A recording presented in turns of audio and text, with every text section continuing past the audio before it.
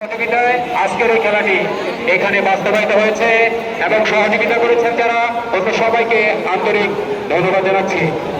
দর্শক মন্ডলী, কিছুক্ষণের মধ্যেই আমাদের আজকের খেলাটি অনুষ্ঠিত হবে।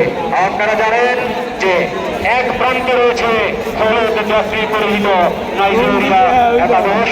আপনারা টিভিতে দেখে থাকেন, আপনারা ইউটিউবে দেখে থাকেন, এখানে যেসব খেলোয়াড়রা রয়েছে প্রত্যেকে বাংলাদেশের বড় বড় ক্লাবগুলোতে খেলে থাকেন এবং নাইজেরিয়ার জাতীয় দলের খেলা লোক এখানে রয়েছে। যাই হোক, আজকের এই খেলা শুরু হয়ে গেল।